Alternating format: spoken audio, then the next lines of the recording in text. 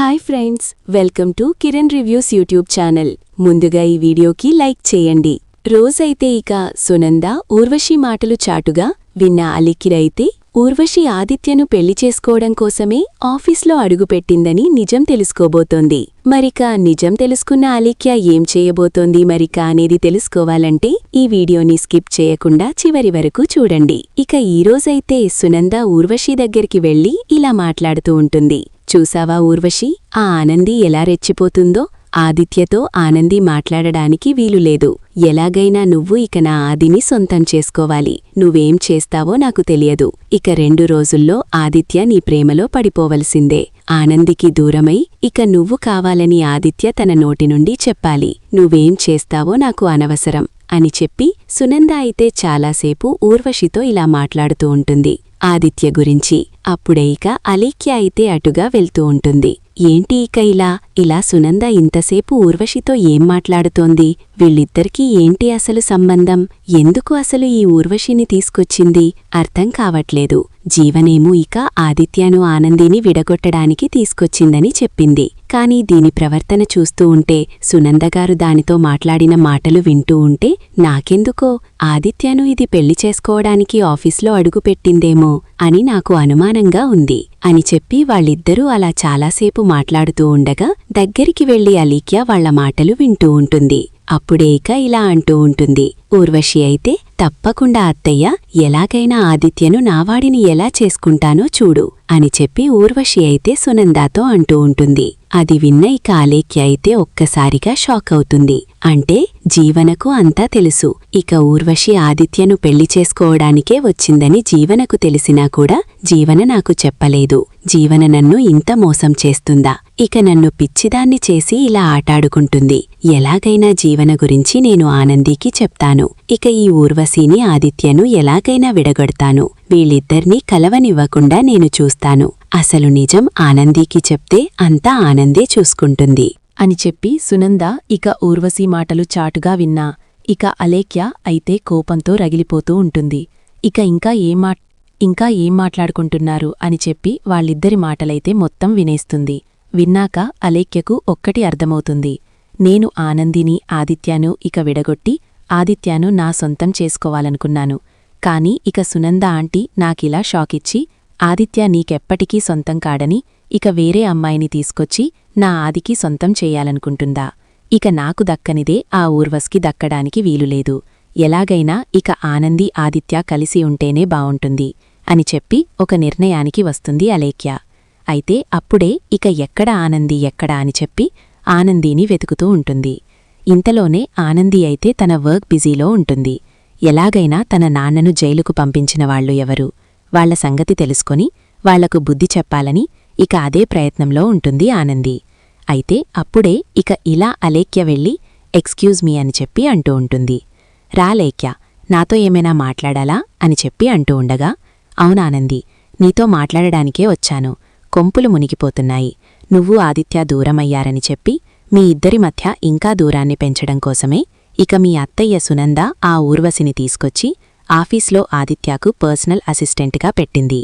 కాని ఆ Urvashi personal assistant కాదు, ఆదిత్యకు పర్సనల్ కాబోతుంది. అంటే ఆదిత్యను పెళ్లి చేసుకోవాలనుకుంటుంది. సునంద, జీవన, ఊర్వశి ముగ్గురూ కలిసి పక్కా ప్లాన్ ప్రకారమే వీళ్ళిద్దరినీ కలపాలి.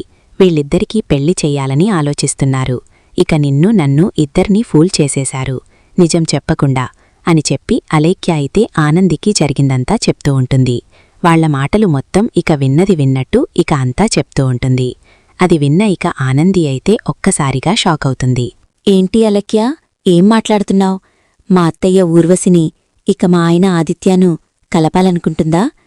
వాళ్ళిద్దరికీ పెళ్లి చేయడం కోసమే ఈయన ఆఫీస్కి తీసుకొచ్చిందా ఊర్వశిని అని చెప్పి అంటూ ఉండగా, అవును, నేనెందుకు అబద్ధం చెప్తాను? ఇదిగో చూడు, వాళ్ల మాటలు మొత్తం నేను విన్నాను.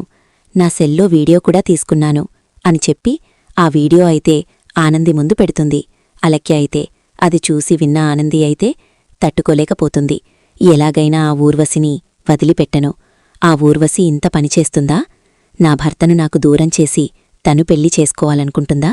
ఇదంతా మా అత్తయ్య వల్లే. మా అత్తయ్య అసలు ఎందుకిలా ప్రవర్తిస్తుంది? తన ఇంటి పరువు తీశానని కోపం నామీద పెట్టుకొని నామీద పగ సాధిస్తుంది. కాని ఆ ఊర్వశి ఎలాంటిదో తెలుసుకోకుండా ఇక ఇలాంటి పని చేస్తుందా అని చెప్పి ఆనంది అయితే చాలా కోపంగా వెంటనే ఊర్వశి అని చెప్పి గట్టిగా అరుస్తుంది. దాంతో ఇక ఊర్వశి అయితే, ఏంటి అలా అరుస్తున్నావేంటి? నాకిక నిన్ను పర్సనల్ అసిస్టెంట్ని, నీకు కాదు ఆదిత్యాకు. నువ్వు రమ్మనగానే ఇక నిన్ను రావాలా? ఎందుకలా కోపంగా అరుస్తున్నావ్? ఏం జరిగింది అని చెప్పి ఆనందికి ఎదురు చెప్తూ ఉంటుంది. ఈ ఆఫీస్లో నాకెదురు చెప్పేవాళ్లే లేరు. నేను పురుషోత్తం గారి ఇక ఇలా అసిస్టెంట్ని అంటే నాకు ఆఫీస్లో ఎంతో గౌరవముంది. నువ్వు తప్ప నన్నందరూ గౌరవంగానే ఆనంది మేడం అని పిలుస్తారు. నువ్వు మాత్రమే ఆనంది అని కోపంగా పిలుస్తున్నావు. వచ్చినప్పట్నుండి చూస్తున్నాను. నన్నొక శత్రువుని చూసినట్టు చూస్తున్నావు. అలా ఎందుకు చూస్తున్నావో ఇప్పుడు నాకు అర్థమైంది అని చెప్పి ఆనంది అయితే అంటూ ఉంటుంది. ఇక ఇలా అంటూ ఉంటుంది. ఇక ఊర్వశితో అప్పుడే ఇక ఊర్వశి అయితే, ఏంటి దీనికేమర్థమైంది? నేను ఇక ప్లాన్ చేసింది దీనికి అర్థమైందా? ఆదిత్యాను నిన్ను పెళ్లి చేసుకోబోతున్నానని దీనికెవరైనా చెప్పారా అని చెప్పి ఊర్వశి అయితే షాక్లో ఉంటుంది. అప్పుడే ఆనంది చాలా కోపంగా, నువ్వసలు ఈ ఆఫీస్లో ఎందుకు అడుగుపెట్టావు? దేనికోసం వచ్చావో నాకన్ని విషయాలు తెలిసిపోయాయి. ఇక నువ్వు చేస్తుంది చాలా పెద్ద తప్పు. ఇక ఒక భార్య ఉండగా ఇక నువ్వు ఇలా చెయ్యకూడదు. నా భర్తను సొంతం చేసుకోవడానికే నువ్వు ఆఫీస్లో అడుగుపెట్టావు కదూ అని చెప్పి అంటూ ఉంటుంది. అది విన్న ఊర్వశి అయితే, ఏంటి? ఎవరు నీకు చెప్పింది? నేను ఆదిత్యగారికి పర్సనల్ అసిస్టెంట్ని మాత్రమే. తనను పెళ్లి చేసుకోవాలనుకోవడమేంటి? ఇక నువ్వు నాటకాలాడుతున్నావా? ఎందుకు ఇక ఆదిత్యతో నిన్ను క్లోజ్గా ఉంటే చూడలేకపోతున్నావా? అయినా నువ్వు ఆదిత్య విడివిడిగానే ఉంటున్నారు కదా. మీ ఇద్దరి మధ్య మనస్పర్ధలున్నాయి. ఇక మీరు ఎప్పటికైనా విడిపోవాల్సిందే. ఇక నువ్వు ఇప్పుడు ఆదిత్య మీద ప్రేమ కలిగి ఇలా మాట్లాడుతున్నావా అని చెప్పి అంటూ ఉంటుంది ఊర్వశి. అయితే లేదు, నేను నా భర్త ఎప్పటికీ విడిపోం. నా ప్రాణమున్నంతవరకు నా భర్తను నేను విడిచిపెట్టను. తను కట్టిన తాళి నా మెడలో ఉంది.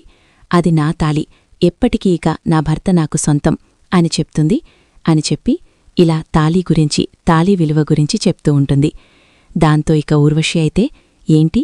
ఈ తాళిని చూసుకునే కదా నువ్వు ఇంత పొగరుగా మాట్లాడుతున్నావు? నీ మెడలో ఆదిత్య కట్టిన ఈ తాళి ఉంది, నా మెడలో లేదు, అంతేకదా అని చెప్పి ఇక ఆనంగి మెడలో ఉన్న తాళిని ఇప్పుడే తెంపేస్తాను. ఏం చేస్తావో చేసుకో. ఇక నీ మెడలో ఉన్న తాళిని తెంపి ఆదిత్యతో నా మెడలో కట్టించుకుంటాను అని చెప్పి ఒక రౌడీలాగా ప్రవర్తిస్తూ ఉంటుంది ఊర్వశి అయితే. ఇంతలోని ఆఫీస్ స్టాఫ్ మొత్తం కూడా వీళ్ళిద్దరి మధ్య జరుగుతున్న గొడవను చూసి తప్పంటా ఊర్వశిదే అని చెప్పి అంటూ ఉంటారు. సునంద వస్తుంది. ఏంటి నోసెన్స్? ఆఫీస్లో ఏంటి? ఆనంది, ఈ ఆఫీస్ నువ్వు ఇక చాలా చక్కగా నడిపిస్తావని పురుషోత్తం నీ మీద ఎంతో నమ్మకం పెట్టుకున్నాడు. కాని నీ భర్తకు పర్సనల్ అసిస్టెంట్ ఊర్వశి వచ్చిందని ఓర్వలేక ఇక నీ భర్త నీతో మాట్లాడటం లేదు, నీ దగ్గరికి వచ్చి ఇక ఇలా ఏమీ చెయ్యట్లేదని నువ్వు ఇంత కోపాన్ని కంచుకుంటావా? ఆ అమ్మాయి అమాయకురాలైన ఆ అమ్మాయి మీద నిందే ఇంత పెద్ద నింద వేస్తావా? ఇక నీ భర్తతో తను క్లోజ్గా ఉంటుంటే తట్టుకోలేకపోతున్నావు కాదు. ఇప్పటికైనా మీరిద్దరూ విడిపోవాల్సిందే. ఇక నేను ఇప్పుడే చెప్తున్నాను విను. ఇక తను ఎవరూ కాదు, నాకు కాబోయే నా కోడలు, నా పెద్ద కోడలు, ఆదిత్యాకు కాబోయే భార్య అని చెప్పి ఈరోజైతే సునంద అంటూ ఉంటుంది. అది విన్నా ఇక ఆనంది అయితే, ఏంటి అత్తయ్య, మీరేం చేస్తున్నారో మీకైనా అర్థమవుతుందా? మా ఇద్దరికీ మనస్పర్ధలున్నాయి, అంతేకాని మేము విడిపోవాల్సిన ప్రాబ్లమ్సేం మా ఇద్దరి మధ్యలో లేదు. మీ వల్లనే మేమిలా దూరంగా ఉంటున్నాం, లేకుంటే మా మనసులో ఎప్పుడో కలిసిపోయాయి. ఇక నీ మాట కాదనలేక ఆదిత్య నన్ను ఇలా కోపగించుకుంటున్నాడు. అంతేకాని నా మనసేంటో, నా మనసులో ఏముందో ఆదిత్యగారికి మొత్తం తెలుసు అని చెప్పి అంటూ ఉండగా ఇంతలోనే ఆదిత్య కూడా వస్తాడు. ఏంటమ్మా, ఏంటి గొడవ అని చెప్పి అంటూ ఉండగా, ఏం లేదురా, ఊర్వశిని నువ్వు పెళ్లి చేసుకోవాలి, అందుకే నేను ఆఫీస్కి తీసుకొచ్చి నీకు పర్సనల్ అసిస్టెంట్గా పెట్టాను. ఊర్వశి అంటే ఇక నీకు ఇష్టమే కదా అని చెప్పి డైరెక్ట్గా ఆదిత్యను అడుగుతూ ఉంటుంది. అప్పుడే ఆదిత్య చాలా కోపంగా, ఏంటమ్మా, ఏంటి ఈ మాటలు? ఆఫీస్లో ఫ్యామిలీ గొడవలు అవసరమా? ఎందుకిలా చేస్తున్నావు? నేను ఊర్వశిని పెళ్లి చేసుకోవడమేంటి? నేనేంటి? నా స్థాయి ఏంటి? అలాంటిది నేనిక ఊర్వశిని పెళ్లి చేసుకోవాలా? అసలు ఊర్వశి ఎడ్యుకేషన్ ఏంటో నీకు తెలుసా? తను ఇక ఇలా 5th క్లాస్ పాస్. అలాంటి ఊర్వశి నిన్ను పెళ్లి చేసుకొని ఏం చెయ్యాలి? నాలాగా తెలివిగా ఉండాలి. ఆనంది మాత్రమే నాకు కరెక్ట్. ఇక నా తెలివితో పాటు ఆనంది తెలివి ఇద్దరిది కలిస్తేనే ఈ కంపెనీ నడిపించగలుగుతున్నాం. కానీ అలాంటి లక్షణాలు ఒక్కటి కూడా ఊర్వకి లేవమ్మా. నేను పర్సనల్ అసిస్టెంట్గా మొత్తం గమనించాను. తనకు ఇంగ్లీష్ ముక్క రాదు. తను కేవలం ఇక ఎలా బ్రతుకుతుందో తెలుసా? తన బ్యాక్గ్రౌండ్ మొత్తం నేను తెలుసుకున్నానమ్మా.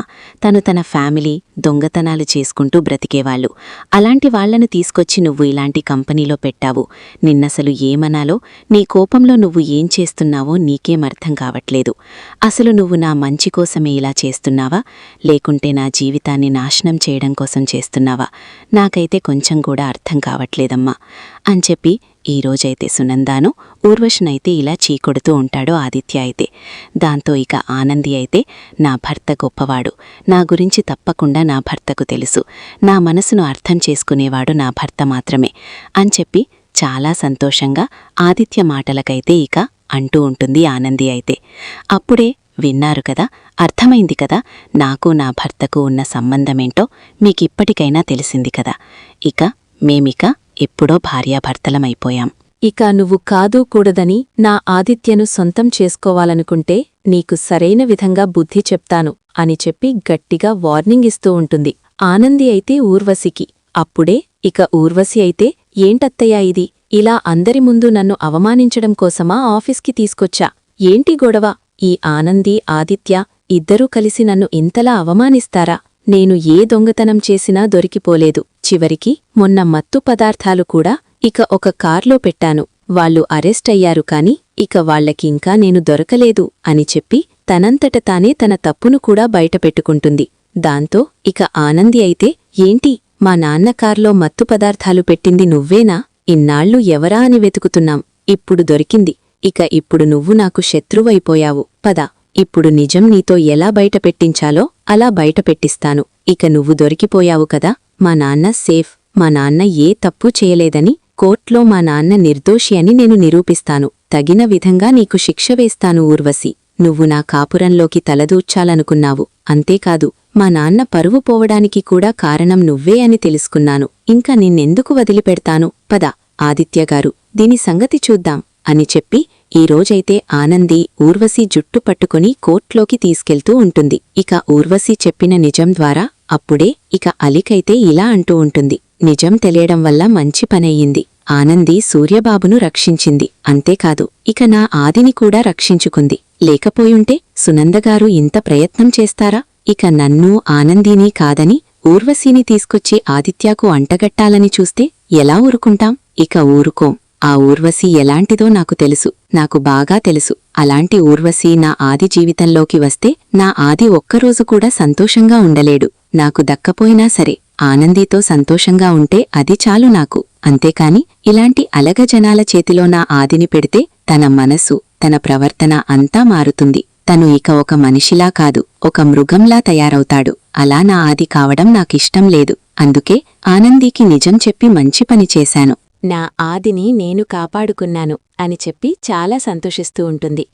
ఇక అలీక్య అయితే అప్పుడే ఇక జీవన తనకు ద్రోహం చేస్తుంది కదా, ఎలాగైనా ఆదిత్యాను అలీక్యాను కలుపుతానని అలీక్యకు మాట ఇచ్చిన జీవన ఇప్పుడు తన అత్తయ్య మాట విని ఊర్వశిని ఆదిత్యాను కలపాలని జీవన వాళ్లతో చేతులు కలుపుతుంది. అప్పుడే అర్థమైపోతుంది జీవన గురించి అలీక్యకైతే. ఇక జీవనను చెయ్యకొడుతూ ఇక జీవనను దూరం పెడుతుంది. ఇక నువ్వు నా గురించి పట్టించుకున్నా, ఇక నాకేమైనా చెప్పినా బాగుండదు. నీ గురించి నువ్వు చేసిన బండారాలన్నీ, ఇక నువ్వు చేసినవన్నీ నేను ఆనందికి త్వరలోనే చెప్పిస్తాను అని చెప్పి ఇక జీవనను కూడా బెదిరిస్తూ ఉంటుంది అలీక్య అయితే. ఎందుకంటే ఆ రోజు లోకల్ టీవీ వాళ్లకు ఫోన్ చేసి ఇంటి పరువు తీసింది ఆనంది కాదు, జీవన అని అలీక్యకు తెలుసు కదా. ఆ నిజాన్ని ఆనంది ముందు, మీ అత్తయ్య సునంద ముందు బయట పెడతానని అలీక్య జీవనను బెదిరిస్తూ ఉంటుంది. చూద్దాం మరి, ఇక అలీక్య ఇలా మంచిగా మారబోతుందా? ఆనందికి సపోర్టుగా ఉండి ఆదిని ఊర్వశి నుండి కాపాడుకోబోతుందా అలీక్య అనేది చూడాలి. ఇక ఈ విధంగానైతే ఖచ్చితంగా జరగబోతుంది అనిపిస్తుంది.